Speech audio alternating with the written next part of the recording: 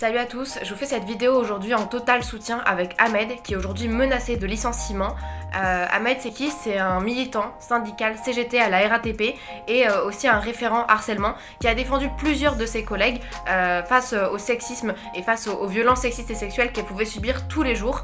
La dernière en date, c'est une femme qui a déposé une main courante contre un chef pour l'accuser d'agression sexuelle. Concrètement, ça veut dire quoi? Ça voulait dire qu'il avait agressé cette femme en l'embrassant de force et en lui touchant les seins de force. Cette femme a aussi prévenu forcément Ahmed, son référent harcèlement, et Ahmed a fait remonter cette plainte à la direction. Et donc la réaction de la direction face à ces plaintes de violences sexistes et sexuelles et face à ce militant qui aide ses collègues femmes, c'était quoi? C'était d'accuser Ahmed de harcèlement moral envers ce chef accusé d'agression sexuelle. Donc aujourd'hui, c'est ça en fait que le patronat il nous donne comme réponse aux violences sexistes et sexuelles, c'est de réprimer les militants syndicaux et les référents harcèlement. Et franchement, Ahmed, on le sait très bien, c'est pas un cas isolé.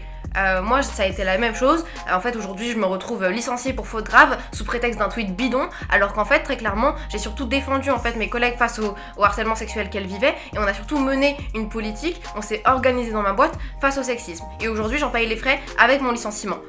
Donc que ce soit l'histoire d'Ahmed ou que ce soit l'histoire de moi à Chronodrive ou même à McDo, en fait on sait très bien que la répression c'est pas des cas isolés, qu'aujourd'hui la politique en fait que mène le patronat face aux violences sexistes et sexuelles, c'est de nous réprimer, nous en tant que militants. Et aujourd'hui il va falloir plus qu'on laisse passer aucune de ces répressions, il va falloir qu'on fasse une voix très forte et très unie, et qu'en fait on leur dise qu'on va pas baisser la tête, on va pas non plus baisser les yeux, qu'en fait on va s'unir, on va dire non, on va dire stop à toute cette répression et à toute cette réponse que le patronat nous apporte, et qu'on a besoin en fait de ces militants aujourd'hui qui sont syndicaux, qui sont combatifs et qui prennent en charge la question des violences sexistes et sexuelles. C'est pour ça que je vous invite tous à venir soutenir Ahmed jeudi à 8h au dépôt de bus de Flandre à Pantin, et je vous invite de toute manière à en fait apporter tout votre soutien à tous ces militants qui aujourd'hui se font réprimer. Nous on continue la mobilisation à l'intérieur de Chronodrive mais aussi au Prud'homme, et on va tous s'unir et on va dire tous un grand stop à cette réponse là, et on va apporter notre propre réponse aux violences sexistes et sexuelles.